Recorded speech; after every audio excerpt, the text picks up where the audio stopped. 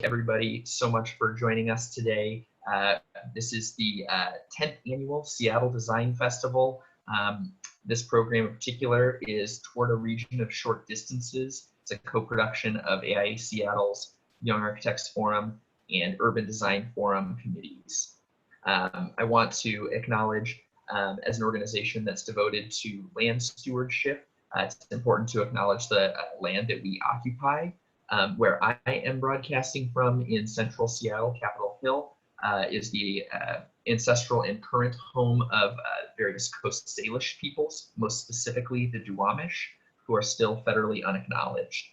This land, again, is unceded, and if we hope to be stewards of this land for the next decades and centuries to come, it's essential that we build relationship, practice reparations, and find ways to learn from the original and still occupants of this land who did not cede that territory. With that, I want, a few sort of order of operations. We're going to have a couple of sections of this program that Adam and the rest of the organizing team will be going over. If you have questions about technical issues, you can direct those via the chat box, which you can access by hovering your mouse along the bottom of your screen. Again, chat is just for technical questions, and I will be answering them, Connor. If you have content-related questions, then you're going to head to the Q&A box. That is just next to the chat. There, your Q&A questions will assign, you'll be able to pose those to all of our panelists today. And they will be able to answer you either by typing an answer or by verbally answering it. Those questions will be called out, and a member of our team will allow you to talk, where you'll be able to ask any follow-ups or clarify the question that you were asking. Otherwise, you will not be able to verbally or visually participate in the program.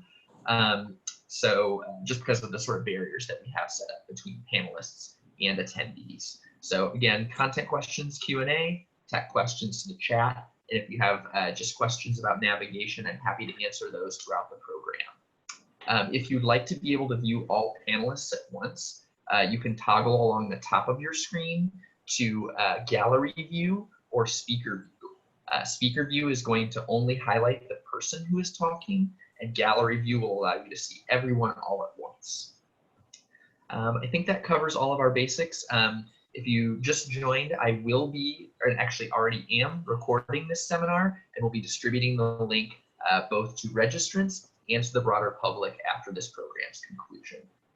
Thank you again so much for joining us. And with that, I'm going to pass it off to Adam Bettcher from the Urban Design Forum with AIA Seattle, who will introduce our moderators and talk about the content of the program. Thank you. Thanks, Connor. That was a really good introduction, and I'm glad you explained all the technical parts because you did it much better than I could. Thanks for coming, everyone, today. We're really excited about this panel on Towards a Region of Short Distances. We've got a design competition by the same name, which you can find at Region of Short Distances 2020, all one word, .wordpress.com. It's being hosted by the AIA Seattle's Urban Design Forum, which disseminates knowledge related to urban design and policy in our region. The Young Architects Forum, which puts a number of events for early career architects in Seattle, and then also the Transportation Task Force, which investigates and provides policy recommendations to AIA Seattle. The design competition's deadline, just as a quick order of procedure here, is on September 18th to register your team and September 25th for the final submission. The panel today is hosted by Leah Ephraim, who is going to be moderating it. She is a leader of the Transportation Architecture Studio at Hewitt, which connects communities and people. The connecting communities and people motivates Leah. She has over 25 years of architecture experience, including over 15 years of urban design, transit facility design. She's been working on a lot of the infrastructure projects in Puget Sound, including the Linwood Link and I think the Tukwila Station. And she has a careful passion for this kind of community connectedness that we have. And all the panel discussion, or all the panelists today are jurors on this design competition as well. With that, I'll hand this off to Leah, and she can introduce the panel. Thank you so much. Thank you for the introduction, Adam. And thank you everyone for joining us today. It's such a gorgeous day outside, but thank you for coming in here and being part of this very important conversation. So what does creating micro neighborhood mean? 15-minute city, what does it mean? It means where everything essential is accessible within 15 minutes, whether it is living, working, learning, playing, caring, whatever those things are, it's accessible within 15 minutes. And in order to get to that, it would mean prioritizing and dedicating streets to pedestrians and bikes, considering people at the center of activities and creating a very healthy urban infrastructure. In order for us to dive into these concepts, we have a wonderful panelists today with us, and I'll go ahead and introduce each one of them, and then we'll go ahead and dive into our questions. Phyllis Porter, Seattle Greenways board member, cycling advocate in a wide range of organizations, champion for transportation improvements, community organizer, and 2019 Seattle City Council candidate. Welcome, Phyllis. Benjamin D. Pena, Agile City Partners founder, director. Benji recently stepped down from serving as the first level chief of strategy and innovation for the Seattle Department of Transportation. He was working to prepare the agency and the city for institutional and technological change. Benji and his team drafted the first SDOT Transportation Information Infrastructure Plan. He also led the department's lean transportation. The goal was to make innovation, the drive for continuous improvement, part of the organization's DNA. He initiated the first ever citywide public life study to measure vibrancy and to understand how people use the right-of-way as public space. He also led the development of Seattle's new mobility playbook. Benji writes and curates Makeshift Mobility, a fortnight newsletter covering innovations in informal transportation. He's worked on urban development issues that cover technology, transportation, and informality. His ideas have been featured in City Lab, Atlantic Cities, Next City, Future Everything, and TED City 2.0. Benji serves on the boards of projects for public spaces and of the LA Institute, and on the advisory committee for the Roddenberry Prize. He served on the advisory committees of the LA Transportation Technology Strategy and Movic Prize and Copper Hewitt Museum's Road Ahead, reimagining mobility and design with other 90% cities. Welcome, Benjamin. Thank you.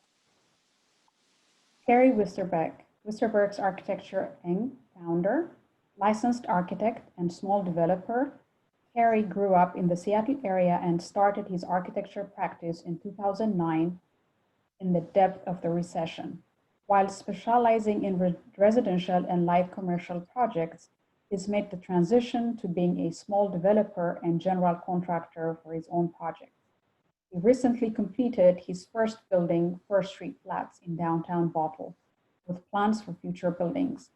Kerry is actively as an advocate for urbanism and compact, walkable, and equitable communities. He founded BOPOB, Lighters for People-Oriented Places, in 2018, which advocates for human-centered urbanism in his home city of Bothell. Kerry also serves as chair of Bottle's Landmark Preservation Board and serves on the Development Services Advisory Group.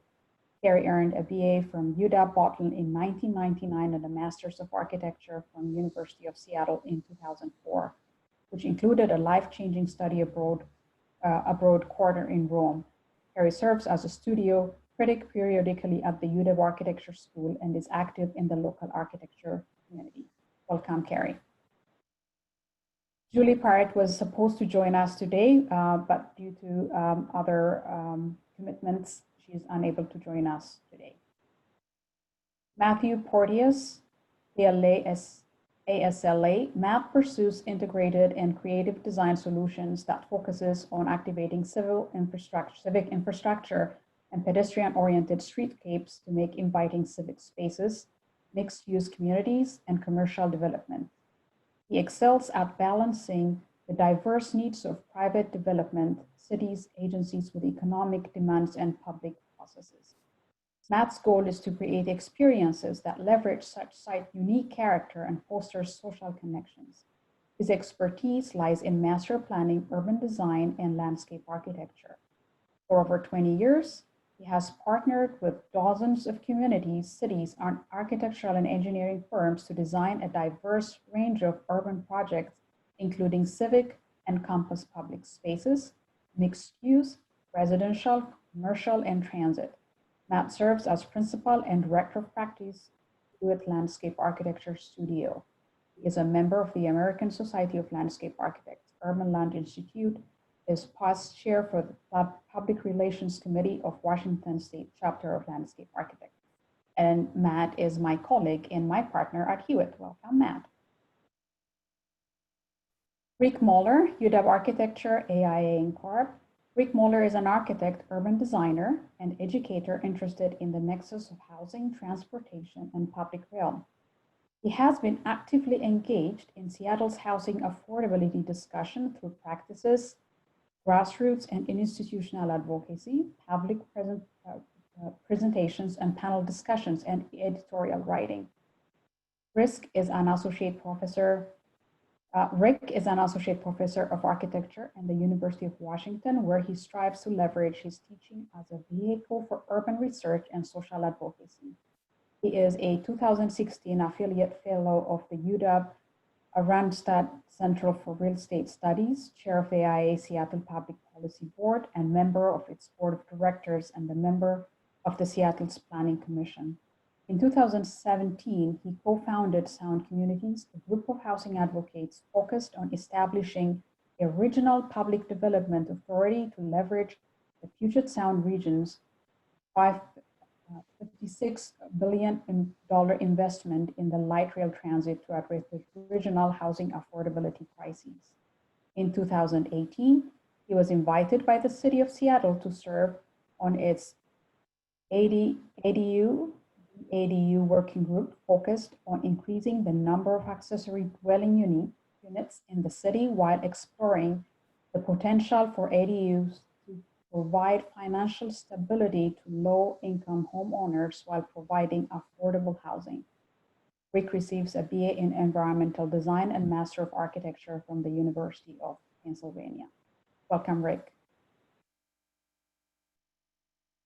Omar Akari, SDOT's Shoreline Street End Program Coordinator. Omar Akari is the Program Coordinator for Seattle's Shoreline Street Ends, a shore access and habitat improvement program within the Seattle Department of Transportation. The program includes 141 public shore access points scattered across the city where roads meet a body of water.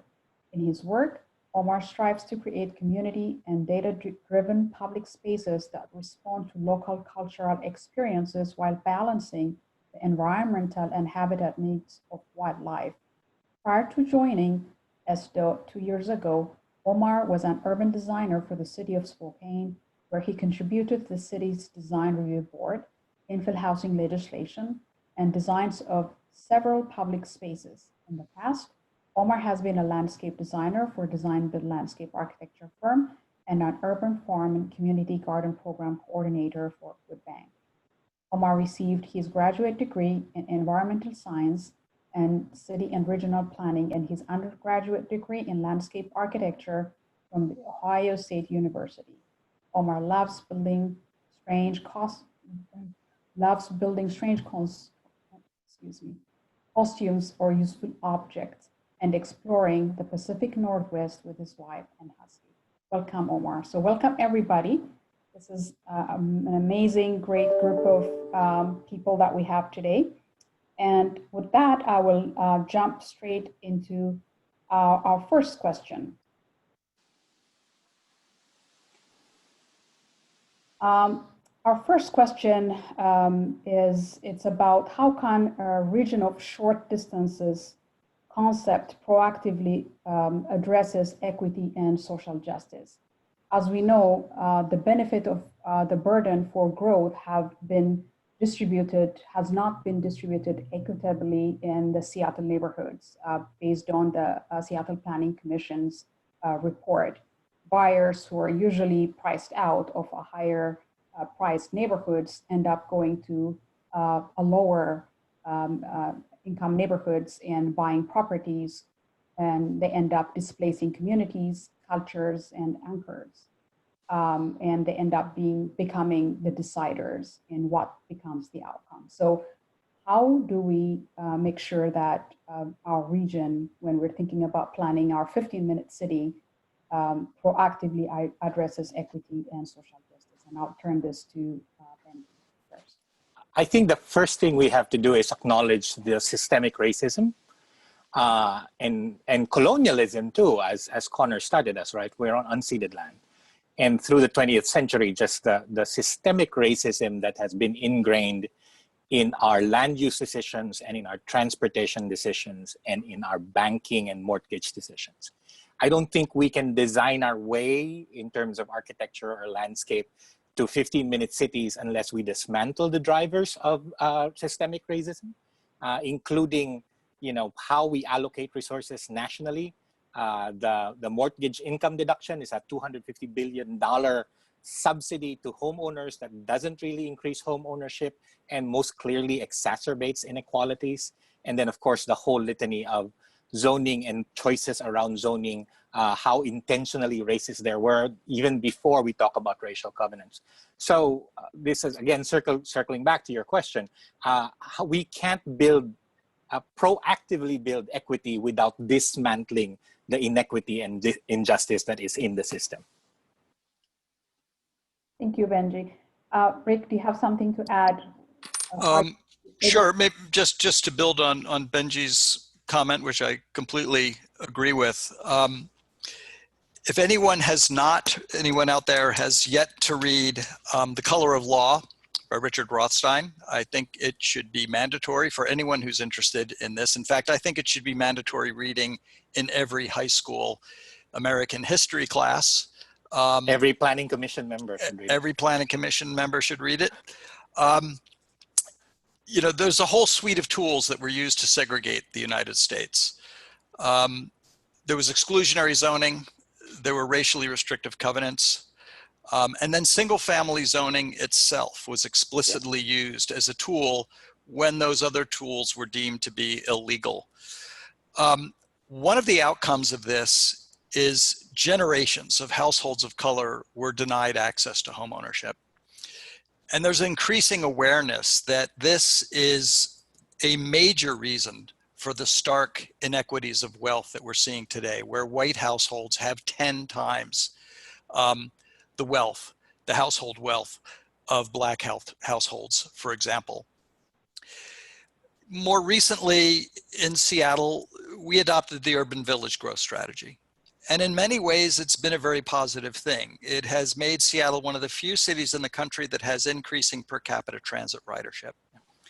But there's a flip side to this as well. In the early 1990s, it was put in place in 94. It was also used as a tool by single-family homeowners to ensure that their neighborhoods would not be impacted by growth. Now, at the time, it probably seemed okay for the city to simply negotiate with individual neighborhoods consisting primarily of single-family homeowners. We were not yet experiencing a housing affordability crisis, much as we are today. We were indeed in the midst of a climate crisis, although we were not yet completely aware of it. So it probably didn't seem like such a bad idea. But that was 25 years ago. The follow-up document to our Neighborhoods for All report in the Planning Commission is the Evolving Seattle's Growth Strategy report, where we recommend that the mayor's office and city council reevaluate the urban village growth strategy through a race and social equity lens. We simply need to expand opportunities in terms of access to schools, which single family homeowners have the best access to schools, access to parks. We need to dramatically increase opportunities for homeownership. With a median home cost of about $780,000, I think we're at right now. I believe you have to be somewhere around 240% of area median income to do that. We simply need many more smaller scale and more affordable opportunities for homeownership. The other thing that I think is really important to note is just changing zoning is not going to do this. Benji alluded to a lot of the other structural inequities that are in place. We are going to have to dramatically increase affordable housing options. Some of that's going to come through funding. A lot of it can come through creative strategies like community land trusts and limited equity cooperatives, which actually work pretty well at a smaller scale that we could accommodate in what are now single-family neighborhoods. I got to follow up to that too. I mean, totally agree with Rick. The other is that, and I tend to think of large systems, right, is that we have home ownership policy at federal level. We don't have rent policy, right? And so all of the resources that we have to support shelter goes actually to just home ownership. We have nothing that supports rental systems and protects renters enough. And so when you're talking about 15-minute neighborhoods with a variety, with the way we imagine it, right, as urbanists, the variety of household types and dwelling types, right, not all of those can be owned. So a large part of that has to be rented out, and yet we have no infrastructural supports for renting.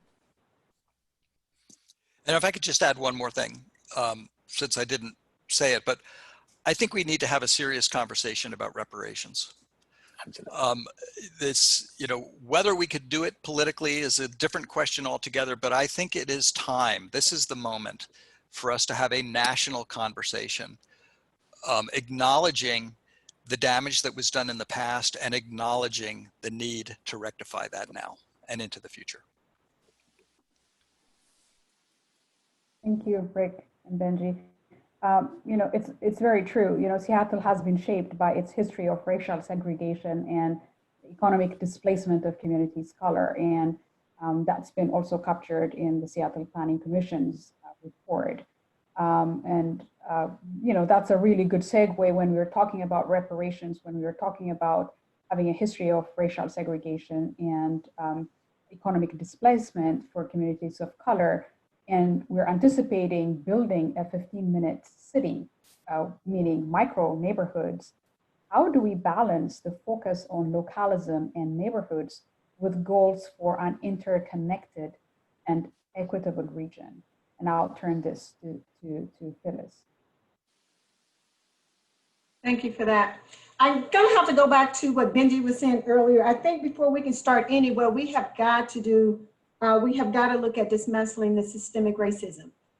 When architects or developers come into a community, I live in the Columbia City area, and I work with a lot of people in the southeast end of Seattle. And I hear continuously when developers are coming into the community, it's time for the developers to sit down with the community. Most often when plans are made, they're planned without the community in which we know. And so when developers come in and say, okay, we want to beautify the city, I think it's great. I think a lot of people want change. They want to see better sidewalks. They want to see nicer buildings in the community. They want to see it refreshed. However, it comes with a price tag. And no matter how often we do, even when we do sit down and we start talking with the members of the community, often we listen and then it stops. We don't pick up the information that has been taken and move forward with that. But even if we do decide to talk with the community members every time and get their input on what do you think should be here, how can we go about it? There's people here in the southeast end of Seattle, farther down on the southern end of Rainier Avenue, you have different African storefronts.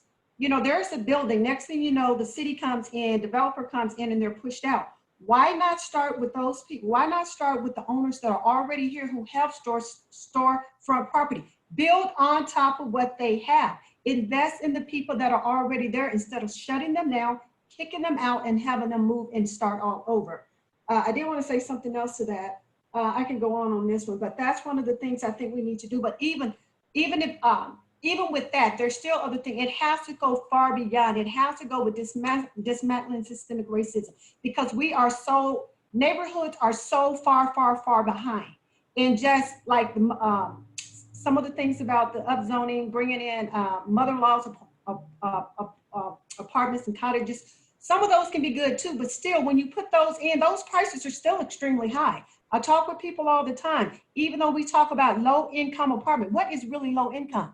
$1,400 to some people per month may seem like nothing, but if you're a mother with 3 kids and you're making $15 an hour, $1,500 a month is a lot of money. So that's another thing. We need to go back and refine what is 20% or 30-40% of the median income for housing. We still need to go back and figure that. I talk to people now all the time that are in a low income apartment paying $1,600 a month. They can't afford it. They're taking 2 paychecks to pay the rent. So it takes a lot. It's going to take a lot to answer this question. Sorry. Great, You're right. Phyllis. Yeah. We're trying to digest, within this hour, we're trying to tackle, these are tough discussions. And honestly, what we also need to acknowledge is we're not here to solve all the problem today, right? This is the beginning of a conversation, a very healthy conversation, whereby we can come together more often and discuss about these ideas and move the conversation forward.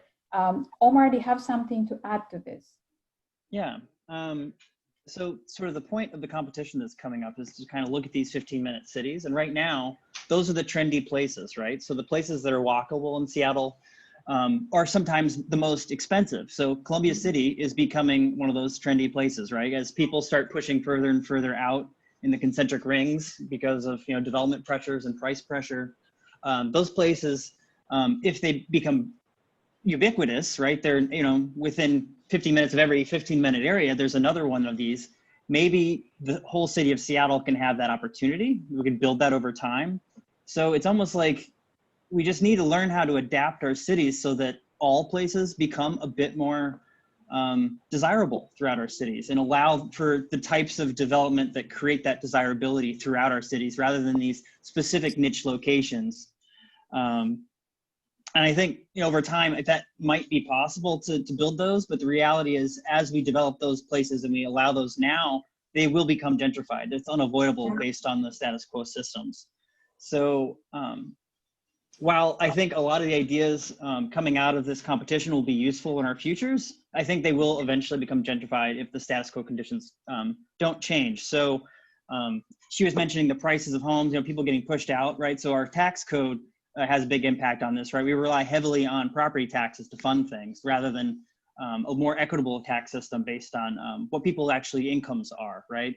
Exactly. So for that reason, that exacerbates it. In addition, the zoning laws, like people have talked about, limit what we can allow.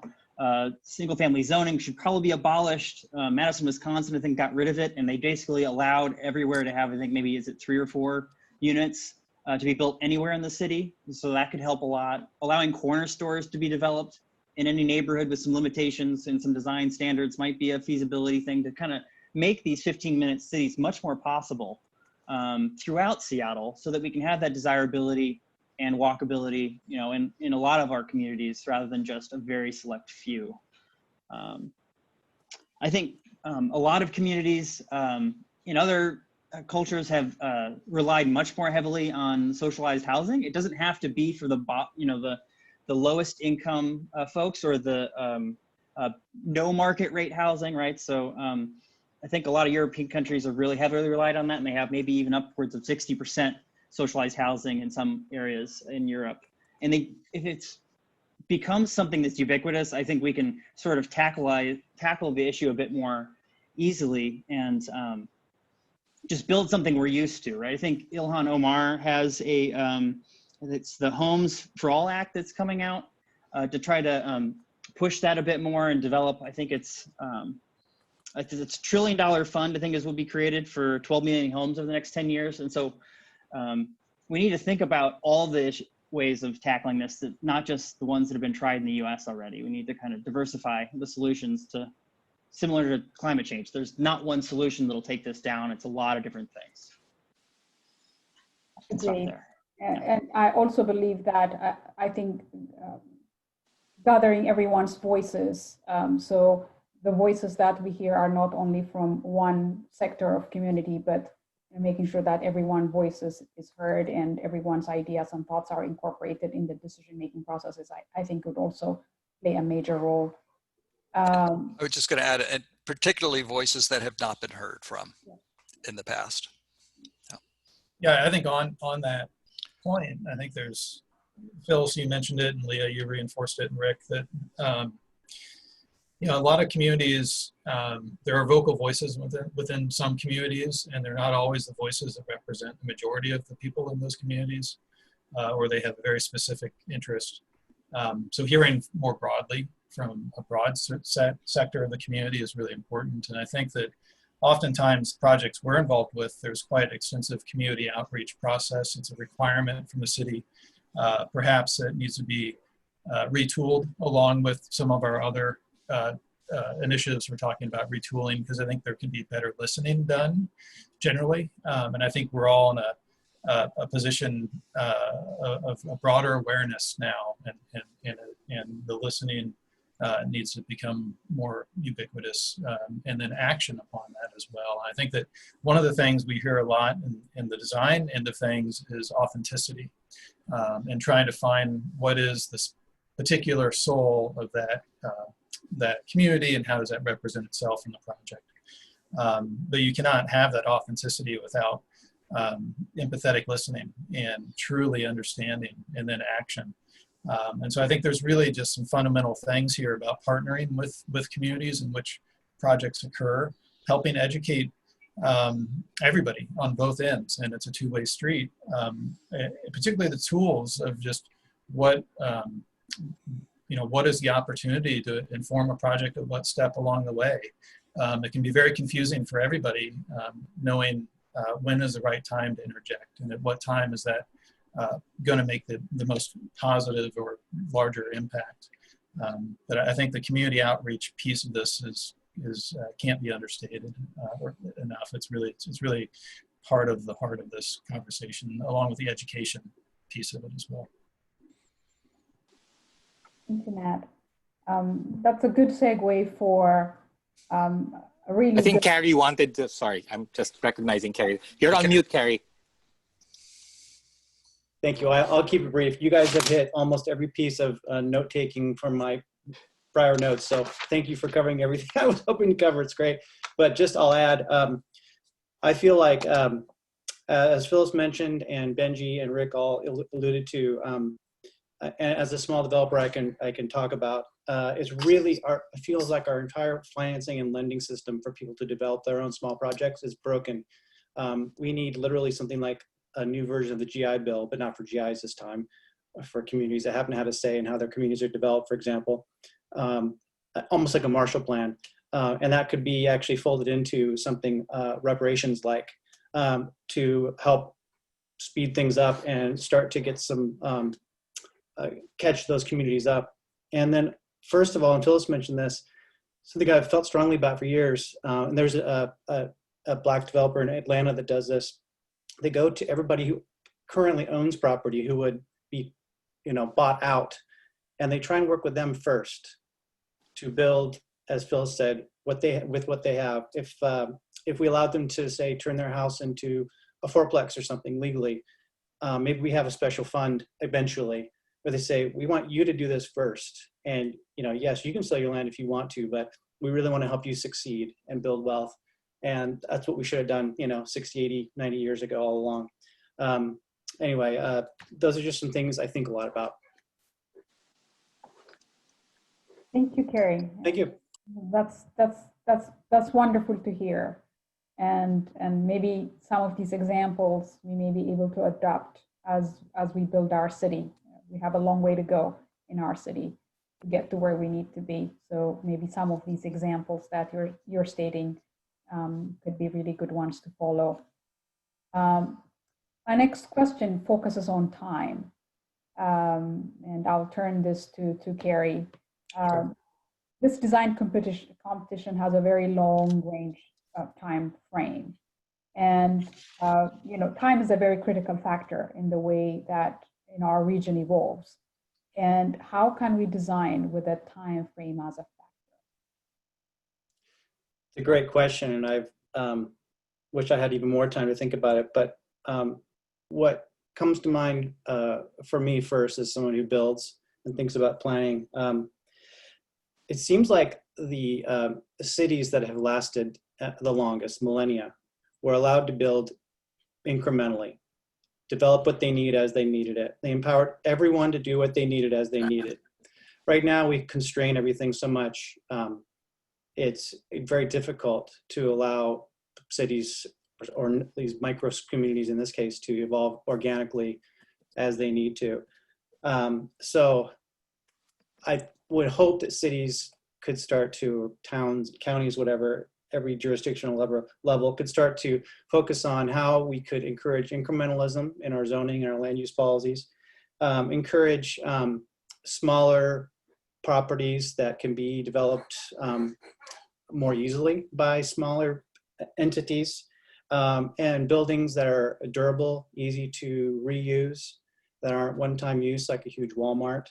And then in some way incentivize compact development that can easily be adapted over time without, say, large surface parking lots. We've seen for thousands of years, those are the development patterns that hold up and that people desire and will come back to, and you can change them over and over and over and over again, hundreds of times. So I see one of the things it's just come back to fundamental land use and zoning. Do we encourage this? Do we design for it? Do we plan long range for this to be a very evolvable and organically growing sort of development pattern? Right now, we have the opposite of that, I believe. And we're not allowing communities, rich, middle class, poor, everything in between, to decide their own fate and decide how they want to build wealth. And on top of that, we talked, I think we've mentioned upzoning here and there. Rick said you can't just upzone. Well, I agree completely, but if we are going to, it can't be just one spot. It has to be everywhere, much like what they did in Minneapolis. And that's another long range solution, I think, that just is one of many things that has to be done. Madrona has to be done as much as Capital City, as much as West Seattle, as much as North Seattle, et cetera. We have to just allow everyone that opportunity. But I'll pass it off to Benji. I saw him vigorously nodding, so please add what you would like. But I wonder if I can clarify something, because when I said we can't just upzone, what I meant is that upzoning alone. No, I get it. It's not okay. I just want to make sure that was understood. We have. No, I understood that crystal clear. It's one. I understood you were saying it's one piece of many. Yeah, no, I get you 100%. So I have a ton of things to react to that. One is that this whole idea of time and who decides what's going to be built in time, right? And we tend to, as design professionals, the only time we think about time is phasing, right? Here's the project, here's phase one, here's phase two. And there is no agency in the people who will inhabit this as far as we designers are concerned. It's just a permitting, right? Maybe you allow a store here and maybe it'll survive. And very often, like the mistake, for instance, of Seaside, right? Where, you know, they imagined there'd be stores, but there wasn't enough of a density to support these kinds of stores. The constraints we put in is part of that systemic racism of preventing certain things from happening. And yet, as Kerry was saying, if you look at cities that develop naturally, and I'm not saying that in a libertarian there are no rules, but basically that they develop naturally, the 15-minute city happens because you need something near you, right? And the person who is going to start a store realizes that there are people around me who need this particular doodad, right? So I do a lot of work in informality in informal cities, and one of the mistakes that government elites and planning elites have is they look at slums or informal settlements and they see housing problems, and they do not stop and look and see the economic energy within these places. And I assure you, every slum you go to will have store upon store upon store, restaurants, little hotels even. Right? And the thing to do is to get out of the way of that or enable it. As Phyllis was talking about, there are stores already in these places. And rather than replanning it and saying we will have these kinds of stores, take what is already there. How do you then empower it over time? it was, and where the people who live there then have the agency to make those choices and not have to go through a 3-year permitting plan just to be able to open up a store or an extension, right? So it's getting out of the way of the self-organizing system that is the city. Of course, you need the rules, like we talked about Tokyo in a previous call in preparation to this, right? Tokyo's zoning it's a negative zoning. It'll tell you what you cannot build. It's not prescriptive, right? So whatever you can build in the base zoning, you can build in the next zoning. And the only thing that you can't build anywhere else are large factories, and that's because of risk, right? So if we move to there, why do I have, if there are enough people in a particular area, how can I not open a small store in front of my my apartment or my house, right? Interesting that in Helsinki, the restaurant day that has been adapted in many places started as a protest for rules, and they just started selling whatever food they had in whatever frontage they had. And it became such a well-participated event that the government couldn't move against it, right? And so it's that, right? So it's getting out of the way of people, and then thinking about, so there's a semiotic problem that I particularly like, this discussion about what do you do with nuclear waste. And I assure you that has something to do with what they're discussing about. And nuclear waste, of course, has 500-year or 1,000-year lifetime before it becomes safe to handle. And so the semioticians are thinking, what kinds of signs will we put on these things? Will they still read English 100,000 years from now or 1,000 years from now? What are the signs you're going to put there? And there are some who think, Stuart Brand among them, says, no, I think that's the wrong problem to fix, right? It's the communication problem is the wrong problem to fix. What you need to fix is not the 1,000-year problem, it's the 10-year, 100-year problem. So the next generation inherits whatever it is. And who knows that in maybe 200 years, there's a solution they had that was not available to us, that then they can use those resources. So I think for us, the thing to do is to think about what are we handing to the next generation or 20 years from now, right? The other, because Matthew had mentioned this, was voices that we have not heard from. And there's this interesting work afoot also happening in Japan, also happening in parts of Europe, where you create committees whose role in the planning discussion is to speak for the future, right? For the people who are yet to be born, and say, what are those considerations for them? And I think that's what we need to start layering. The other thing that's implicit in our discussion is something gets built and we decide now, right? And that it happens to people, that we consult because we're going to decide now.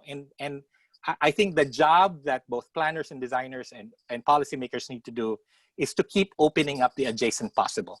And what we've done with all of our systemic rules and constructs, which were based on racism, is to constrain things so that we prevent the adjacent possible. Thank you, Benjamin. So, sorry, that was long. When idea like this comes, there's always a big resistance, right? It's a new idea.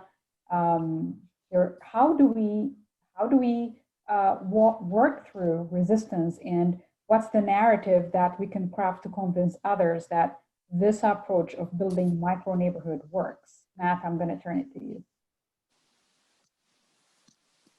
Sure. Yeah. It's interesting. I think that it's easy to take this as a problem that affects other people, or affects other neighborhoods, or affects other communities.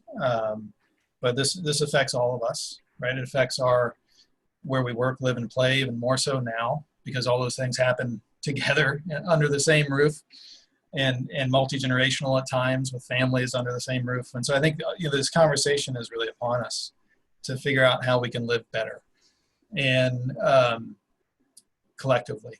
And so those who, the alternate views of that, or the resistance, this is a collective. This is kind of like, I think somebody had mentioned the environmental movement and the complexities around that. Obviously, the systemic racism and the complexities around that, the planning and the zoning and the tax and the complexities around all of this. This is just one more piece of life that we've got to figure out. And if we resist, it's going to be more of the same, right? And I think that's maybe one of the, change and evolving, right? You have to adapt or bad things happen. And I think that we have to adapt I think from a personal level, I think we'll see a lot of increased potential value of land. We only have so much land in the city, and that's all we're ever going to have, for the most part. Obviously, there's building into the water and so forth, but management of that land and being stewards of that land in a way that goes back to how we all know we ought to act is incredibly important. And so those that, sort of to combat the resistance or to kind of like bring people along, I think values will increase. I think the convenience will increase. Nobody likes to sit in their car for 30, 40, 60 minutes for a commute. I think there's habits that will need to change ultimately when we come out of the other side of this pandemic. And now's the time to start thinking about and developing those habits. I think we're all getting very accustomed to our tennis shoes now and being able to walk places because we're not driving as far. I really hope there's some resiliency in some of the smaller mom and pop shops as opposed to the big box, because we are seeing nationally at least a lot of closing of those smaller mom and pop shops. So I think anyway, the resistance for me and sort of how do we prevent that, I think is about sort of localizing the problem and making it all an individual commitment to doing better. And that spans the sort of blue and red politics, it spans ethnicities, it spans everything. It's just everybody wants to have a better life. And part of that comes from just doing better, looking at how we were a year ago or 5 years ago, and how we can do it better. And just not doing the same things. I think we were all probably feeling the fatigue of this pandemic, but we were also feeling the fatigue of how we were a year ago. I think, I've talked to so many people that were a little bit relieved that things have changed, because a year ago or so, we were all kind of caught in this just mechanism that kept on spinning faster and faster. And that we have the opportunity for change. This has caused a pause and a reset and a rethink. And I think we'll come out of it, I hope, in a different position. I live in the northern part of Wallingford in Seattle, so I'm very, very familiar with the narrative of resistance and have engaged with many of my neighbors for more than 5 years on this issue. The narrative of resistance is a constantly changing one. Early in the conversations about mandatory housing affordability, when that legislation was being debated, it was almost as if every possible argument against growth and against density was thrown at the wall. And we would, which one is going to stick? Is it going to be tree canopy? Is it going to be the need to protect the sanctity of our existing quote unquote neighborhood character and bungalows? Is it stormwater management? The narrative that has really gained the most traction is the affordability narrative and the anti-developer, anti-neoliberal capitalist narrative. And that's the one that troubles me the most, actually. There's certainly some truth to it, but the fact of the matter is the city was, and in all likelihood will continue to be built primarily by market forces under a for-profit mechanism.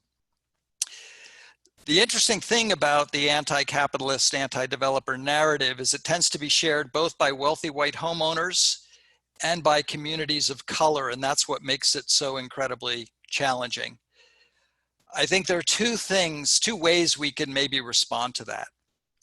One is, I think there are many people who are simply not grasping the scale of the problem that we're facing. The fact that we are currently facing a shortfall of about 156,000 units at 80% of area median income or below in King County. That's projected to be 244,000 by 2040.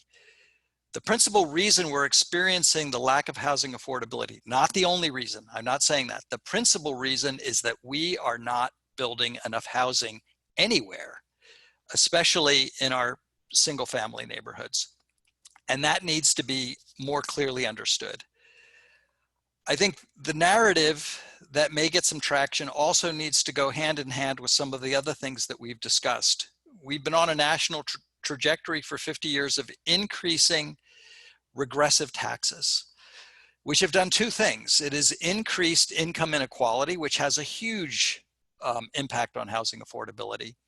And it's dramatically increased the revenue that we need to build affordable housing, publicly funded, permanently affordable housing, housing stability for the people that need it. The other thing that's important to note is that we have to accept that these neighborhoods are going to change.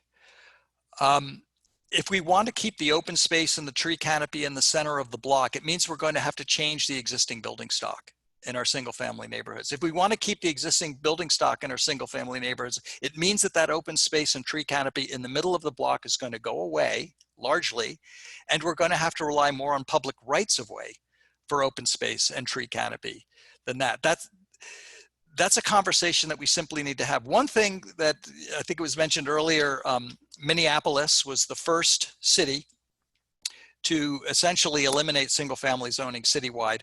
What's interesting is planners in Minneapolis will tell you that it really wasn't about housing affordability.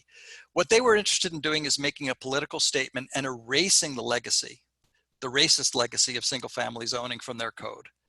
Hopefully it will build more housing, but that actually is not what was driving it. Portland just passed its residential infill project, which is a very sophisticated suite of strategies to incentivize more units and to incentivize affordable units, because one can bump up to 6 units on a parcel if it's big enough, if there's a permanent affordability component to it.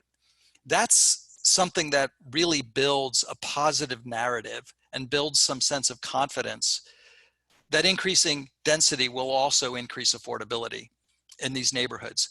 One concern that I have, Portland has done it, we've done it in Seattle. Every time we pass progressive legislation in single family zones in Seattle, whether it's the ADU legislation or whether it's so-called upzoning single family parcels to residential small lot, we're increasing the allowable number of units, but we actually reduce the development capacity on the lot, the FAR on the lot.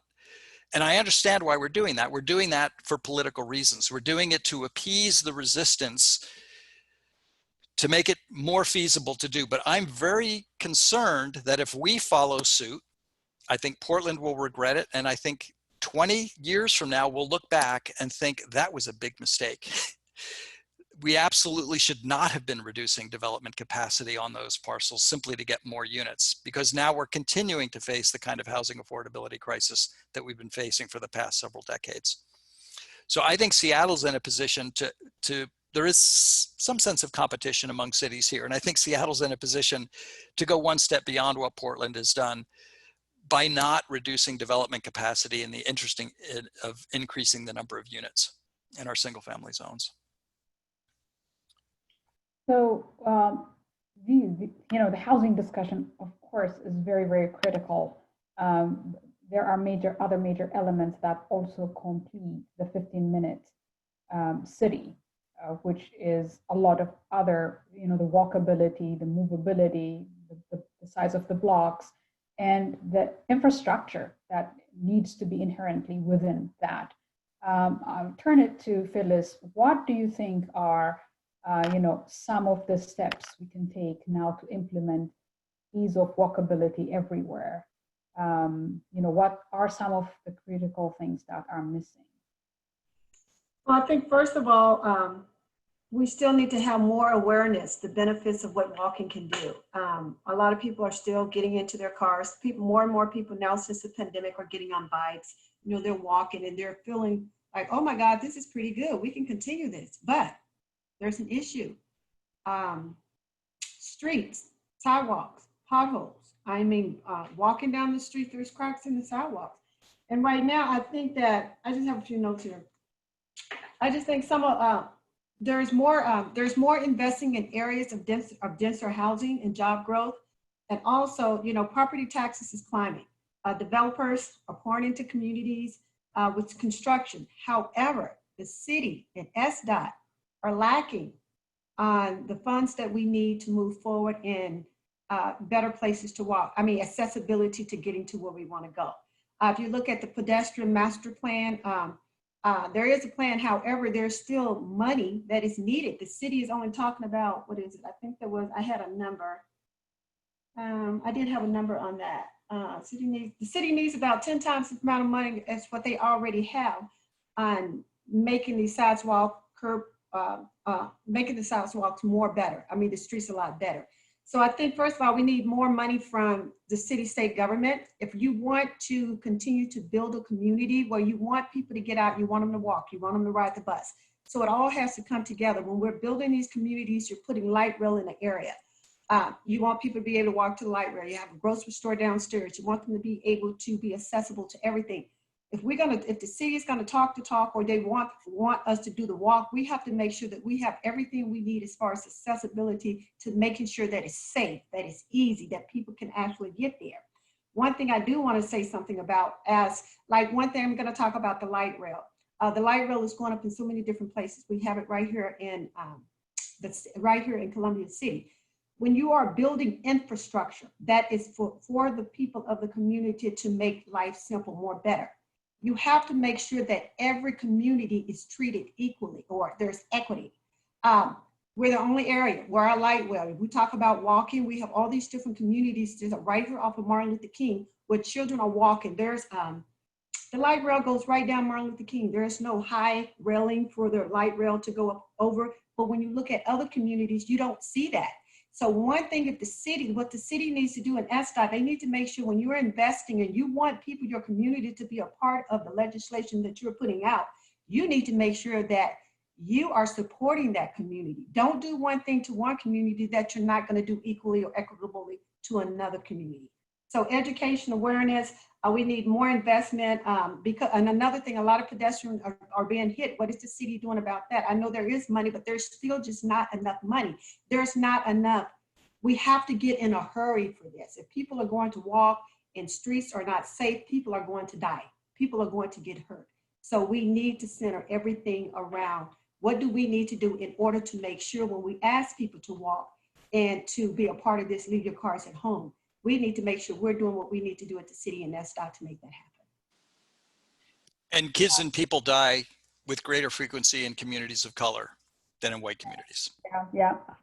I can give you an example without going into too much details. Recently, there were, two communities, as you know, there are many communities appealing, for example, for SDOT to have speed bumps in their neighborhoods, right? To slow down because kids go out on the street, they play, they walk to school. It's very interesting that how some communities get that further or earlier than others in certain, in the southern community, for example. I've seen it in my own eyes. So how do we create equity? How do we give voices to all? And how does one prioritize over one neighborhood to the other? I think all of these need to happen. And the missing sidewalks where kids can't, walk to school, or the crossing is too far away where, kids and pedestrians rather jaywalk and cross to go to the other side because there's no safe crossing for these kids and neighborhoods, are some of the major missing elements in some communities. So how do we create equity? How do we have a lens that we're looking at each neighborhood equally, where one voice doesn't have a power over the other? So Matt, do you have a couple of things to add to see if, what other missing elements are there to create a 15-minute city, micro community? Sure. I think the equity piece, I'd like to pause on that just for a moment. I think there's certainly elements we can talk about in a minute, but the equity piece of delivering uniformly and as robustly as possible throughout the entire community a minimum, at least, of safety is a responsibility of our tax dollars at work, our system. It can put in its highest use. There's light levels as we approach the end of summer and into the winter here. Tree canopy is wonderful. I'm a landscape architect and tree hugger to some degree. and sometimes those tree canopies can fight against light levels of existing lights. Phyllis mentioned the sidewalks and the safety, the width. I think the ADA Act gets involved as well about accessibility and connections across busy intersections. I think that, you know, balancing that growth or those needs with growth, I think that'll incentivizing development to improve some of those. So we look towards a public and private partnership can be one piece of it. I think that a lot of times those public-private partnerships do work well when they're at kind of the frontage that the project works on and the sort of initial frontages of the project. And sometimes it goes into some opportunity funds or general funds and that money just disappears to some degree. But I think tapping into those public-private partnerships stronger can improve some of that and make more equity and targeted improvements that we can really see a lot of value come in the Vision Zero plan from the city about managing risk and death. You know, it's all very critical pieces to this. So I just want to pause on that equity piece because I think that's really quite important to discuss. And it's a complex topic. Absolutely. I think Phyllis mentioned two things. One is an inadequate funding for this. And then the second is how that funding is distributed. We need tools, I believe, that can do two things simultaneously. One is provide us with more funding, and the other is incentivize more efficient and more equitable forms of development. In the housing debate, there was a lot of discussion about the need for impact fees on developers. That a developer building a new multifamily development would pay an impact fee because of the impact of that development. I'm in favor of impact fees if they actually are fees on impact. I think that levying a fee on a developer, which will inevitably be passed on to the people that are renting in that building, in a building that is far less impactful in terms of the infrastructure of the city, is not really fair. I live on a single family corner lot which has 160 lineal feet of sidewalk. I should be paying an impact fee, not the people who are moving into an apartment building. Not that I necessarily want to, but from an equity standpoint, that's what should happen. And that would incentivize smaller scale development throughout the city. In terms of the distribution, and this gets back to the reparations question, and we don't have to call it reparations, but the bottom line is we've been investing more heavily in wealthy white communities in this city than we have in communities of color, and that simply needs to be changed. I would say this is not about equally distributing investment in communities. It's actually addressing the lack of equality and equity that we've seen over the past, 50, 100 years within the city. Phyllis had mentioned it before. The challenge, of course, is how do you do that and not make the neighborhood so much more desirable that you then have an influx of development and then you run the risk of displacement as a result. So obviously it needs to go hand in hand with robust strategies for affordability at the same time. Let me add to that, because your original question, Leah, was not just the housing, but transportation, right? And we can talk about needing to build up more sidewalks and safer intersections and all of that. But the key thing is we're preventing harm coming from motor vehicles. Seriously, right? So trying to separate the pedestrians from the motor vehicles. So what we need to address is, what do we do with the 2-ton motor vehicle? And I think that's not new science, right? Other cities have figured it out. Let's put in congestion charging where we need to, right? And use those resources to pay for transit so that people don't have to be driving and don't have to spend $12,500, I think is the annual number for King County to own a car. And if you live away from where there's no transit, you may need more than one, right? So let's attack the disease as it is and our overdependence on cars and raise the prices on it. In places that have solved this, like again, bring up Tokyo, right? You have very, very high parking. There's no parking on the street, and you have to have a proof that you can park and a high tax to buy a car. It's the same thing with Singapore.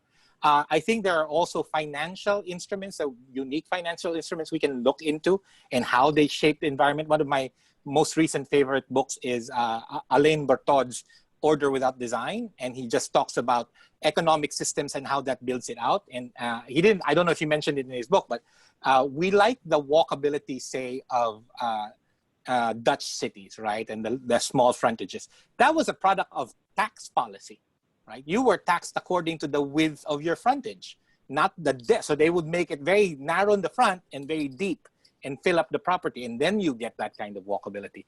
And so the safety too of walking is also about where do you walk to, right? If I have to walk a mile to get to a coffee shop, I'm increasing my risk. So part of what you have to take, we have to take away is why aren't things closer to each other? Brian Eno said this really wonderful thing, I quoted by Dan Hill. He's saying, if we want more walkable cities, maybe we should figure out how do we move a little less and move a little slowly, right? And if we figure that out, then the dynamics of, yeah, that corner store really needs to be at the corner, not 5 blocks away. And of course, with COVID, our lives has changed, right? And these are all great plans. But in the era of post-COVID way of life, what does a region of short distances mean? And how do we encourage, this 15-minute city with, our post-COVID life and looking forward? And I'll turn that to Omar. Oh yeah, sure. So I manage the city's Shoreline Students Program. I can tell you all that our tiny hidden beaches are hitting very, very hard, and high numbers of people are using them these days. And so that's caused a lot more impact, and the neighbors have really noticed. So like water access in our cities suddenly became far more important this summer because people could not reach out and go to those further away lakes and hiking opportunities and things in other states and Hawaii or whatever they were going to do this summer, they could not do this summer. International travel was gone. So it was like realizing that open space was a premium in a lot of places, and a water access in Seattle is an especially much bigger premium, specifically in this community. There's some areas of the city that don't have water access for miles that's public. And so I think the city of Seattle has done a good job of identifying areas that have a need for additional public space. SDOT has been rolling out these street closures to try to create more public access to a public space, basically only allowing local access to certain areas where more inland communities is typically where they've been placed. And just opening these up where we can. The Parks Department has a really great map called Outside Citywide, I believe, that kind of inventories the need for public space throughout the community. They did a lot of interesting tweaks to be able to make sure that it was equitable. One of the things they decided to do was look at communities that had lots of front yard space, right? They had their own private, outdoor spaces. And then those communities, while they may not have had a park, were kind of removed from that data set. And so as the city is looking for places to purchase water access or to purchase park space, that will be very important to addressing that 15-minute city is, do you have access to public space? If we are getting denser, public space will only be more necessary and come at a premium, basically. So that's kind of a quick and dirty on that one, I guess. If I may, really interesting things happening, right? That you hate to say there's a silver lining because it's horrible what's going on, but pandemics change the world. One of it is a question of, do we still need big downtowns in central offices, right? This idea of warehousing all of your employees for 8 hours a day, is that still needed when you have the big tech company saying, no, we can work this way at least for the next years? Maybe that'll mean spinning off small office spaces, and then you don't have to go travel downtown. All our transportation planning is oriented towards moving people downtown. Maybe we start thinking about orienting it towards moving them to the nearest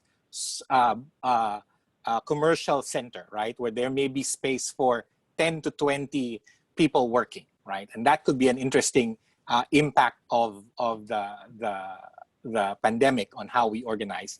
The other that's really, really interesting is as a corollary question to the 15-minute neighborhood is, how do we become 15-minute neighborhood citizens, right? That we are at, our identity is not on a national scale, which the social media has forced us into this, deciding which team you are, and usually it's a national scale, right? But an identity of locality. And I think that's things that we need to exercise. There's this project in Barking and Dagenham, a borough of London, by Tessie Britton and the Participatory City Laboratory. And what they're doing is they're building the infrastructure for social participation.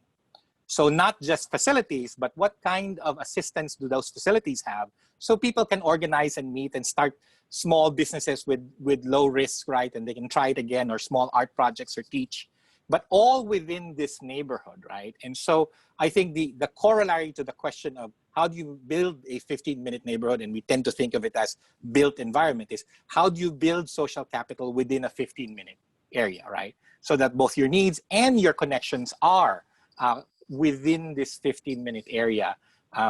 So it's not just a matter of scale and grid and space, but it's a matter of who do you know and how do you connect to these people. So if we take that one step forward, and if we say this idea of the micro neighborhood is being adopted all over the world, and people are studying it. Paris is one example. The mayor of Paris is looking at it and working towards that. What impact does this have in our work? What does it mean to us as we are looking forward? How do we look at our work? What does it mean to us? Kerry? Muting myself. Thank you, Leah. I wrote some notes on that, and that's a really great question. This is already something that's informing my work as someone who works at a smaller scale. I do a lot of, I started that group you mentioned in my bio called BOPOP, Bothelites for People-Oriented Places, which by the way, I borrowed from OPOP, Olympians for People-Oriented Places. And their work, much like ours, is trying to convince my own city of Bothell, which is a small, suburban city outside Seattle, to start thinking about what we want to be 20, 50, 100 years from now. Thinking about are our policies racist or not. Right now, so many of them are exclusionary zoning and so forth. But so my work, my advocacy work, first of all, which also informs my paid work as an architect, developer, I'm trying to encourage city leaders to think, we can't all drive cars everywhere. Are we planning for that? How are we gonna, and are the kinds of development that we're encouraging in our codes sustainable? Because I'm a follower of strong towns and Urban 3, Joe Minicozy, he's often looking at the most productive places in our cities are the older places with compact development. So I'm really trying to focus my work on trying to attract clients as well as my advocacy work that frankly furthers this whole idea all the time, every day. And I'm trying to get city leaders to understand it. I gently give them articles and buy them books and things like that, and continue to try to nudge them, saying, look what they're doing in Minneapolis, look what they're doing in Oregon, look what they're doing in London. I'm trying to help them understand we do have an opportunity to see what we could be, how we could be doing better, how we could be serving people much more equitably across the city by thinking about what we want to be in the distant future rather than always thinking about next year. So that informs a lot of what I personally want to pursue as projects, who I want to work with, and the sorts of policy I'm trying to affect and change daily, which again is why I do the advocacy work I do. There's a lot of attention right now. This is one in point. The one thing Bothell is talking about with a lot of other cities on the east side and across the country is in Seattle, micro mobility, the last mile. We're seeing a lot of people, we have the Lime scooters in Bothell. People come out from Seattle just to ride the Lime scooters. So there's a lot of focus on how functional that is for getting people that last mile, especially in a suburban city like this, where there are a lot of people going to Seattle, Bellevue, Kirkland Center all the time. And there's a lot of bus riding. I live near a park and ride, and there's a bus stop in front of my new building. And so thinking about that, and that helps the ordinary person start to think about how maybe they don't need to drive quite so much. So it's nice to see we can find inroads. It really ties back to one of those questions earlier about resistance. One of the things we do is we try and talk about a lot of the benefits to thinking about developing the 15-minute city. So I literally am trying to, everyone I talk to and work with, trying to project this idea of how we could do better on so many fronts if we start to think about what we want in 100 years, what we want for kids, grandkids, and so forth. That ties into whether we want them to be able to buy real estate someday or open the shop they want. Do we have the small scale spaces where they can open that business that enhances our town? Oh, and also gives us tax money that they so desperately want. So that's how it's impacting my work. It's literally just soaking. I'm soaking in it. It affects everything I do, both my volunteer work and my paid work. Thank you, Kerry. How about you, Phyllis? What impact does this have in your work? Kerry said some of it, some of the things that he's doing, same thing here. I'm sure everybody knows Seattle Neighborhood Greenways. If not, your Seattle Neighborhood Greenways, our job, what do? We want to make sure that everyone gets to where they want to be, need to be, desire to be safely. That's our #1 concern. And so I've had the opportunities to work on safety. I'm a Safe Street activist, always pushing for accessible sustainability throughout the community and getting people where they need to go. So I would say we work to, and even in my private life, I work to incorporate neighborhoods for accessibility and welcoming people to want to be able to walk and get out in their community. So that goes from infrastructure, from infrastructure, from climate, I can't even say climate control in different areas, but let's see, I have a few notes. So basically, I would say my goal is to achieve that people can get around safer. It can reduce pollution, climate pollution. It can also save us money. If we do all the things that we need to do to get people in the community where they can walk, be in a 15-minute area, the 15-minute thing, everything is pretty much accessible right there. You're going to spend less money. You're not going to have to take a car. You're not going to want to have to take a car because everything you need is going to be right there in that community. Working with Seattle Neighborhood Greenways, as long as being one of the coalition's leaders for about the last 7 years, Rainier Valley, I've been able to work with all of the coalitions within Seattle Neighborhood Greenways, and you can see the difference in the communities. The things that we're lacking here in Rainier Valley, we could go out to Queen Anne Greenways and they're not lacking. Vice versa with some of the other communities. So I think #1, in order to, some of the things, it's just basically continuing to work to make sure that we have the accessibility, the affordability, the safety, so people can get around to where they want to be without fretting about walking across the street. I don't know, I'm sure you guys heard about the Carol Cobb salon when the car ran into the beauty shop on Radio Avenue. Did you guys hear about that back in 2015? Yeah. You did? Okay, well, I was the person who was standing right outside that door when it happened, and the car, just missed me by slip of a fingernail. And I have been working on, we have been working on trying to make things better for so long, but when that happened, it just even made me see things even better. So experiencing that, you can see a little bit more than the people who haven't really, everybody can see things, but when you're actually part of it, you have that story you can tell and you can see things even a little bit deeper. So again, just making sure that everything is accessible, safe, so people can get to it and where they need to be. So that's what I do on a daily basis. Thank you, Phyllis. But if we don't structure our cities around original short distances, what are our alternatives, Matt?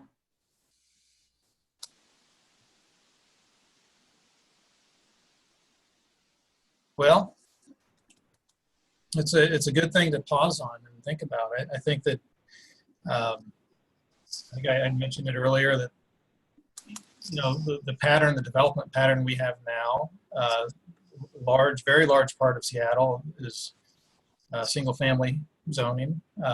Density can only occur in certain parts of the city. There's some upzoning that's occurring. Our use of waterways and industrial zones are prescribed and different, and so there's some movement happening in industrial zoning, I think, for some allowance of different types of zoning ability. But if we don't change, I think we're going to have a lot of this exclusionary communities that are a continuation of maybe these sort of isolated pockets that don't necessarily connect. And so we have a little bit of division within each one of our larger regions. And so I think if we truly want a more equitable future for ourselves and for our children, I think we have a choice to figure out how to live within the density we have and increase it. Think about our single family housing differently because it's such a large footprint of the Seattle area in particular. So I think we really have to envision, and I think of maybe the Olmsted brothers in the turn of the last century about making changes that are more broad and for a future generation. And I think we need to put ourselves in that position where we're thinking about maybe some of those immediate impacts we can make today for us, but largely this is about future generations and how we can improve the sort of density and the urban quality and just the quality of life for our children and those that come after them. The footprint or the fingerprint of a lot of these policies are really hard to change, and I think we're living with a lot of historic policies that have become habits and ingrained and hard to change. So I think we really have to push. I think what I see in our work is making those places that do get developed into really special places and making sure that the dots, we're talking about connecting the dots often with transit, but also making sure that the dots that are on the page are very, very special and contain enough for that community. And so that the 15-minute city can really work, I think, looking at every square inch on a project and thoughtfully how it can contribute to that project and how it can contribute to the broader community, and sort of thinking hard about that. There's funding that needs to happen, but there's also some fundamental things that can occur that aren't necessarily more expensive than the next thing. And I think that there's comfort and scale and amenity in each one of the projects has a role to play. Each project that gets developed in the city has a role to be better or be the same. And I think that's the choice that each project should be thinking about. We try to encourage the folks we work with think more broadly and long term, and we hope to improve what the sort of broader impact of each individual project might bring. You have something to add, Benji? Yeah, I think it's the question is what's the alternative, right? And I tend to think it's the same kind of choices you're given with, do you want to wear the mask every day or do you want to wear the respirator because you have coronavirus, right? So you can imagine alternatives not being more walkable communities, and we say, okay, we'll continue our car dependence. Even if they were electric cars, it's still going to be a serious existential crisis for the planet and for civilization, right? And so we really, really need to shift. Part of what we do in Agile City Partners is to help cities think about agility, the ability to pivot, right? To change, because following a plan, especially when the world changes, is not going to be very helpful. And what you need to do is to respond to change, and governments are not very good at that unless they respond to political pressure, but not necessarily to change. So what we need to do is build up that muscle of saying, well, we need to stop and think about where we're going. The other is that you need to be in constant conversation.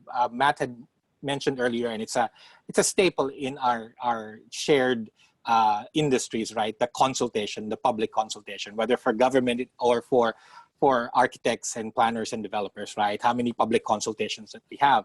I think we're measuring the wrong thing. I think what we need to measure is how many active conversations do we have and how productive are those conversations. So you don't consult because there's a project happening, but and I'm taking this frame from someone who worked in government, but you ask how many conversations are we hosting right now about how many things and how active are those conversations and what do they produce? We need to exercise that, like I said, the 15-minute citizenship, right, of neighborhood. Exercise the collective muscle, because we've let it weaken, both because of our commitment to radical individualism that is kind of Western and US, and social media that kind of makes us polarizes into these things. So we need to start exercising that and figuring out what are the things that are in the way. Part of the work I led when I was in SDOT was lean transformation. And lean transformation is Kaizen, it's constant improvement. And what we really did was to say, what's this process really? And what are the things we can take away so that it works better? And in the 10 or so processes we looked at, we eliminated 70% of the steps and reduced process times from, just as an example, the process time it would take to 30% design for any infrastructure project. We did not know until we did the team that did the Kaizen workshop didn't know it was on average 16 months, right? 18 months. So a year and a half to get to 30% design, which included a memo that 17 directors had to sign in SDOT, which was on average taking 100 days. And these were control instruments that were put in basically as a CYA, so no one could get blamed. And when they started taking that away, that they reduced the process time to 6 months, right? And so if you think in terms of how quickly we can respond, let's take away the things that are blocking Kerry's small development, right? Why should it take a small developer 3 years to get all the permits that they have, right? They need to do. Let's take away, let's make design reviews much more proactive to think about what is it adding to the community, not do I like your fenestration or your choice of siding, right? So let's take away the things that keep, because cities, given their own devices, are actually very agile and responsive. In fact, I like to say you can nuke a city and it will actually rebuild itself. Right? That's actually has happened in the last century. So we need to start taking the things that keep us from pivoting quickly, right? Which is a long answer to the question of what's the alternative. The alternative is the way things are, and we know it's not sustainable. And I'll go to my last question. You know, in the African tradition, there's a saying that says, "It takes a tribe to raise a kid." Similarly, if we're wanting to do this, to build an infrastructure that's human-centric, to build the 15-minute cities and these micro neighborhoods, it takes more than design professionals. It takes more than public, officials. It takes everybody. So what do you guys think? What are the roles, the public and the private sectors can play in order to make this a reality? I'll turn it to Omar.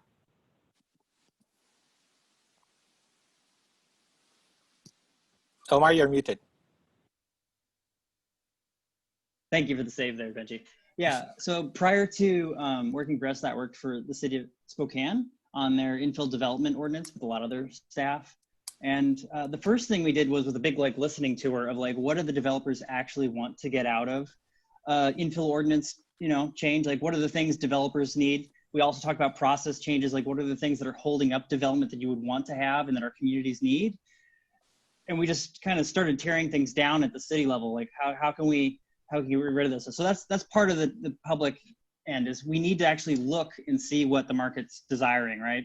And what the buyers are desiring, and build a system that does that for the future and actually gives the market what it needs, right? The tools. The other thing is we need to basically look at the data and basically prove to the public that you don't need to go out in the suburbs to find a farm field to do development in cities. There's lots of infill lots, right? So we took an analysis of all the parcel data and basically just published that and said, hey, here are the lots we believe are most developable in the city that you should at least look at. So it was just parcel data based only, but we brought that data from something that would take a developer a long time to kind of look at it and dive into, and made it available to all citizens to look at. That also drove our infill housing and multifamily tax exemptions. So we specifically targeted areas of the city that had those additional parcels where they had the capacity for additional parcels that they'd never gotten to the density that the zone would allow. So that's the public side. The private side is to respond and make sure the city's actually providing them what they need, I think, to meet that goal of what the community's concerns are about development. Yeah, I always get a little stumped with these sort of this or that questions, because it's true, there's the public sector and there's the private sector, but there's also a tremendous nuance and layers in between those two. And it's a little bit like top down and bottom up. The reality is it's kind of one big mess that everybody's playing in and trying to sort it out. In terms of what the public sector can do, I think the first step for all of us is to recognize that we are in the midst of a crisis on multiple levels and we have to respond. We simply have to respond, and we do not have the luxury of a lot of time to respond. That needs to be recognized very quickly. I think the role of the public sector, and Omar referred to this, is to incentivize where we'd like to go and to disincentivize where we'd not like to go. We have not done a good job of that. We're still doing a poor job of that. We're still subsidizing some extraordinarily destructive patterns of development and behavior, destructive in terms of racial and social equity, destructive in terms of environment, carbon, and climate change. And we simply have to be stronger in addressing those things. I think the market will respond to those things. It's just what the market does. I think there are some developers out there, like Kerry, for example, who have a vision, but I think that Kerry is more the exception than the rule. And that's why I think it's so critically important that we introduce policies that will really incentivize things like walkable communities, like cycling and walking as opposed to car usage. And we're in an extraordinary moment to do that. I completely agree with Benji. He kind of apologized for it, but I completely agree. There are silver linings here. I mean, the speed with which we've been discussing potential alternative role of the public right-of-way for decades. And within a matter of months, there was a recognition of a lot of people in the city that, wow, there's a lot more that this space could do than just move and store cars. I think this is a moment of recognizing the inequities of our current growth strategy. The pandemic has exacerbated the condition of haves and have-nots in this city. The fact that single-family homeowners who have private yards also have the best access to parks, schools, and playgrounds. And people who live in large apartment buildings on arterials have very little access to open space. We've known that, but now it's really visible, and we have an opportunity to really act upon that.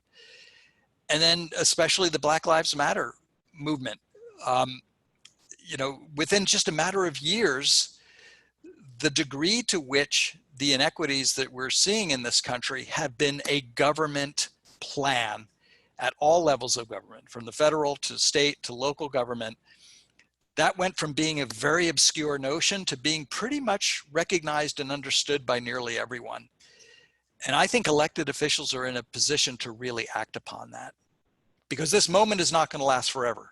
At some point, this thing will get resolved in some way, and we're very good at forgetting things that were very important before. So we need to seize this opportunity and act. Yeah, I agree with you, Rick. Let's use the momentum and bring about positive change. This concludes the prepared question and answers to our panelists. We're going to turn it to questions from the audience. I see one question here. I'll read it out loud and then I'll direct it to our panel. How can we balance equitable climate resilient development with the possibility of pursuing regrowth strategies? It seems hard to reconcile economic growth and the inherent climate impacts that come from the pursuit of this growth?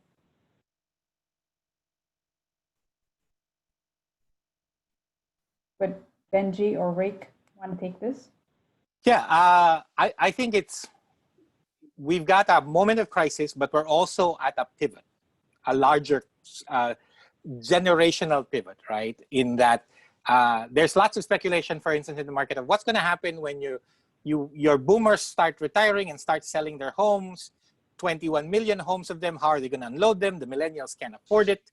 Will the Xers take them on? So the question of this whole economic structure we've built on home ownership, mostly for white households, what will happen, right? So the question as we look forward is, what else is going to shift, right? And so the question of degrowth strategies, I'm answering that as saying there are things that are probably going to start slowing down, right? That this period of growth in any population or any economic model you look at, there is not this continuous growth.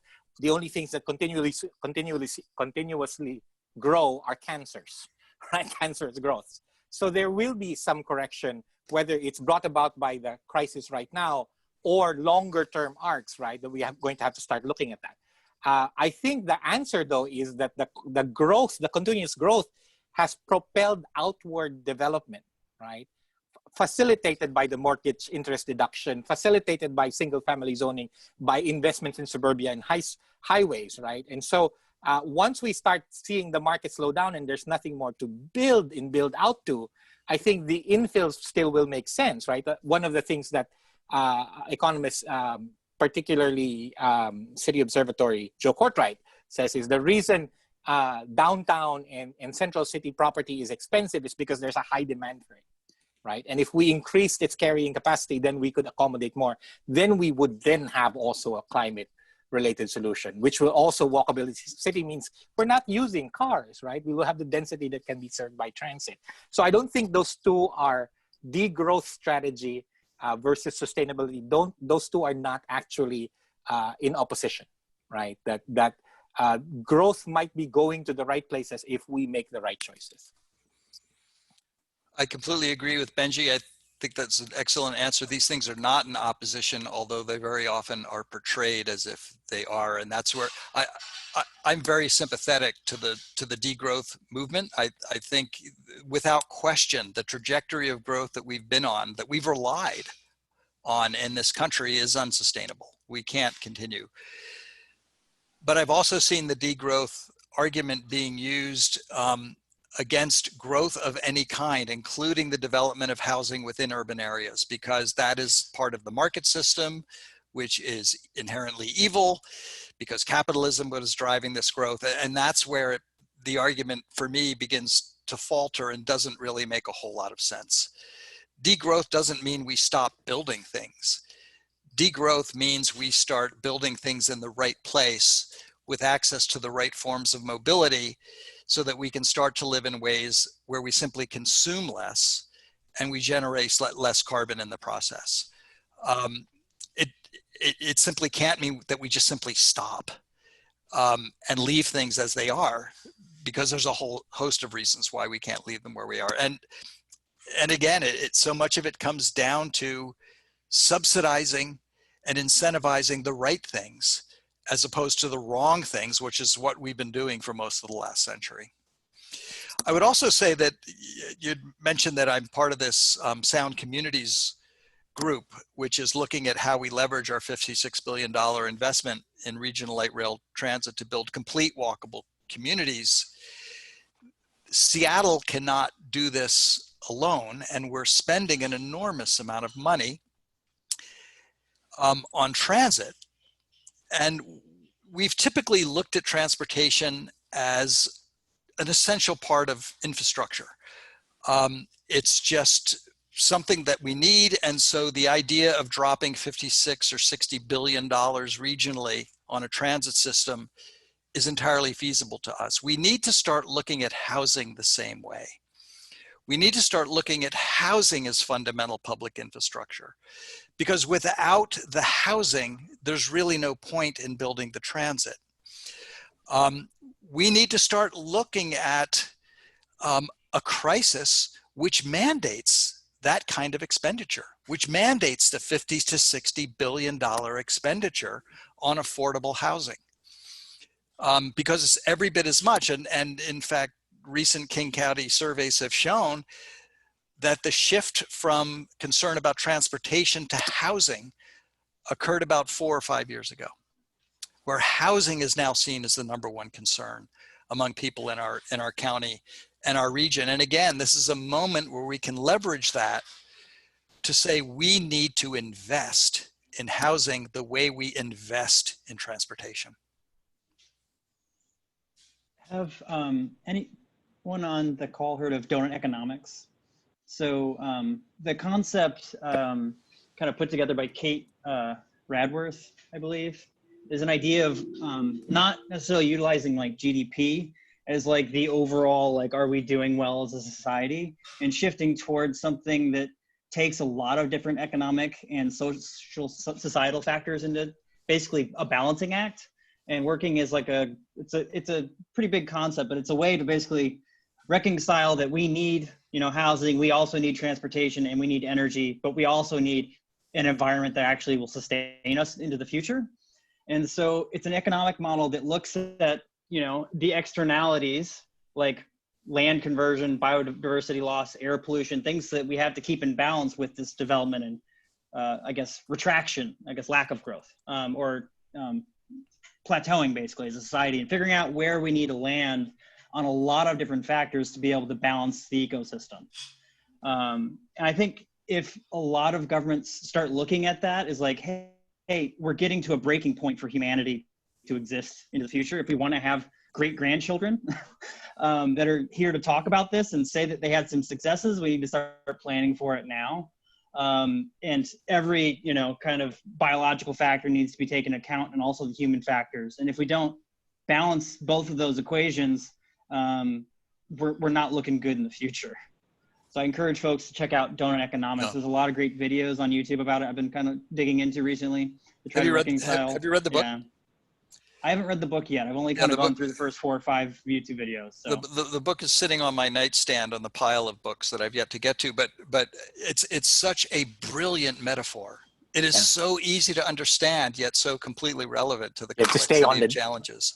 To stay in the donut. Stay in the donut. Not in the hole, not in the hole, not outside the hole. You got to stay in the donut. They just released a city scale measurement of the donut economy. So that's really, really interesting too. But they're still trying to figure out, because it's not easily translatable, but I'd recommend it too. The other thing that I love about that metaphor is it seems it's an opportunity for us to at least to have a discussion about getting out of the political divisiveness that we've been in. You know, that there's some of us who are outside the donut, there's some of us who are inside the donut, and we need to pull all of ourselves into the donut. I just think it's brilliant. Having not read the book, but I look forward to reading it. Thank you. As a concept, yeah, go ahead, sorry. No, do you have something to add, Omar? Go ahead. Please continue. No, I was just going to say, I was looking for if there were any additional questions in the queue. And here is another one. How can we better engage the communities we're trying to represent with this conversation? And I will turn this to Phyllis. How can we better engage the communities we're trying to represent with this conversation?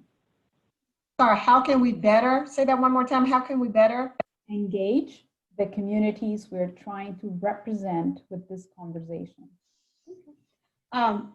What I would say, it doesn't matter what area you're in. It just really depends on, what you're trying to do. So I would say, like, for my community, we have 23 coalitions. So each one of us, we have so many issues that we want to take care of when it comes to transportation, safe streets, that we're divided amongst the city. So basically we just meet, we talk. So I would advise you to find something that you really want to talk about of that specific interest, whatever part of this transportation, the 15 short, the short distances, whatever it is, and you start there. You find for me, I go into Rainier Valley Greenway, I go into Rainier Valley, I go into the southeast end of Seattle, I can go to downtown Seattle, and I still look at the issues that are most important. First, I talk to the people, find out what it is that they want. What do you want in your community when it comes to this issue? I listen. Once I listen, then you begin to you begin to form your community partners. You go to those community partners, you go to the community leaders, and you let them know what it is that this small group of people are trying to do. Once you talk to that leader of that group, then that leader can go to that group and talk to those, and eventually you all can form together and make and I guess start a larger coalition, because it speaks volume. So the more people you have within that organization or within that build up structure, you should be able to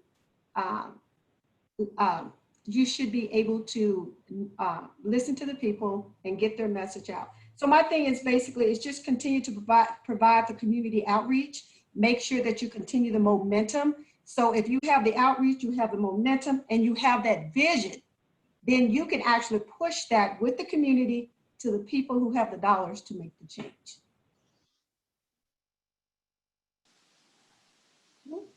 Kerry, do you want to add anything to this? Sure. I've had to deal with this a lot the past couple of years, having a local advocacy group, and we're still experimenting with what works. And one of the things we actually have on our website that seems to get a little traction is, I think I mentioned earlier, we try and find, people kind of, I don't mean this in a bad way, people are sort of inherently selfish, like we want to know what's in it for us, right? Well, why would we do your ideas? How do I benefit?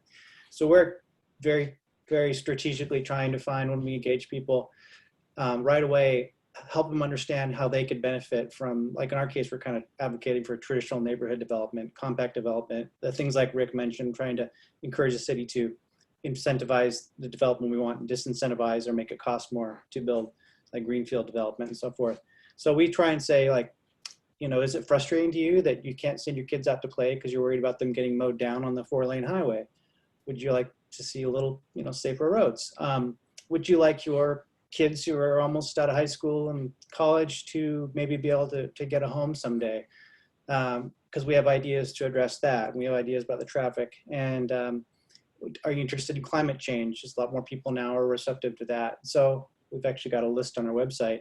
And we're just trying to find inroads, conversations we can have to begin with people to help them see why this might be an appealing idea for them. And then we can kind of, turn the water up on the frog, as it were, and help them understand why. Well, tied into that, maybe parking's not as important as you thought it was, if we want to have these lovable places. And, and the byproduct is, you might actually be able to spend less time in traffic. And, wouldn't it be cool if you could walk to school or your job? So we just try to find people's self-interests and use that as an inroad. It's actually worked reasonably well for at least when we can talk to people in small groups. If I may add something, particularly for governments, right? Or even firms, when we think about engagement, it's like, what's the engagement program? And it's usually communications and kind of how many meetings will you put together.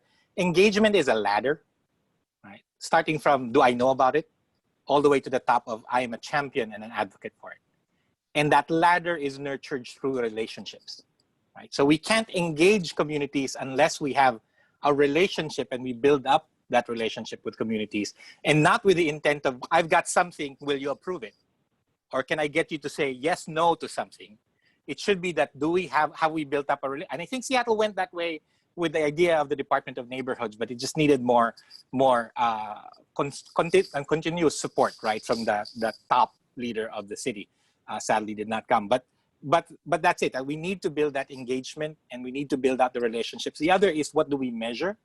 Right. And so one of the things that we tried to do in SDOT was to say, let's measure the street as public spaces, because we were good at measuring the street in terms of vehicles moving. The only time we measure pedestrians is on crossing points, and not every crossing point too. It's whether we're going to justify a pedestrian crossing in a space. And what we did was we did a public life survey of only about 108 blocks of the 3,000 plus blocks we have. But it's a way to counteract the countervail the huge statistical numbers around how vehicles move, and to start asking, are our right-of-ways being used for walking and for social activities? And it's true, as Drucker said, what gets measured matters, what gets measured is changed, right? And so we engage at the community both as building relationships and measuring the right things. Maybe we can get some movement. I had one thing to add, if you could say something. So I still work for SDOT. And one of the things that has been really helpful for communities that we don't typically have the chance to interface with because they don't have the time is we've actually been paying folks to actually go out and talk to their fellow community members. So for translation type services, they're actually going out and like talking to communities in the, ID, for example, and they speak the language, right? So you're coming to people, it's, basically a community advocate that SDOT's paying to come into those communities. And that's also been helpful. And also for boards and commissions, we try to do the same thing. We actually have a stipend. We try to build that into the budget as much as we can. Something small to incentivize people to actually participate. Because a lot of times you just get the people who have the time and it's like retirees or, folks who actually have the time to participate. Yeah, we don't get paid in the Planning Commission. We've actually talked about that. I think it's shifting away from the quantitative assessment of community engagement, which I understand why that is. You need metrics, you need number of meetings, how many people showed up, and more to what's the quality of the engagement and what's the outcome of the engagement. And I completely agree. It gets back to the reparations question. There's a reason why things have happened. Well, there are many reasons, but one of the reasons is that a single mom with 2 kids and 2 jobs does not have the same ability to engage as a retiree with a robust 401k and $1.2 million of equity in their house. And we need to put forth an extraordinary effort within the bounds of what is legal to overcome that. Yeah, I agree. It's also putting ourselves in other people's shoes. If we're designing this engagement just from our own perspective, we'll be missing out on those that Rick, you just mentioned. This has been a wonderful discussion this afternoon. I really appreciate everyone's participation, for taking precious time out of your schedules to come and join us on this discussion. Like Benji said, whether you wear the mask or you choose the ventilator, I don't believe there is a lot of alternative for us. If we do not restructure our cities around a region of short distances, our choices are really, really dire. So I'm hoping that this dialogue and this conversation continues. And again, thank you for coming. I really appreciate it. I'm going to turn it to Adam for closing remarks.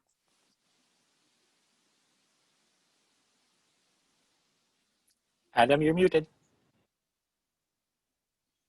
That's okay. It's probably for the best. Thanks everyone for a really great discussion. I think it was gives us a lot to think about, and hopefully we continue these conversations in the future. To the people in the audience and to whoever might be watching this being recorded, you have an opportunity to participate in this discussion as well by participating in the design competition that everyone will be judging here come at the end of September. Just as a reminder, the deadline is September 19th for registering your group and September 25th for actually submitting your projects. You hopefully will give us all a lot to think about as well. And I just want to thank everyone for participating. Again, this is part of both the Seattle Design Festival and AIA Seattle. And I'll turn this back over to Connor, who might have some way to close this out. All right, thank you everyone for joining us so much. As I mentioned, this seminar has been recorded and will be distributed in 2 weeks or less to everybody and to the broader public. We definitely invite you to submit to the design competition. We're really excited by all that UDF, YAF, and their partners are putting together for this. Today is the last day, I believe, of the Seattle Design Festival, so thank everyone for being part of 10 years of this program and being ready to adapt to our first all-virtual program. So thanks again, and I hope everyone has a great rest of your day and weekend. Thank you to our panelists and organizers.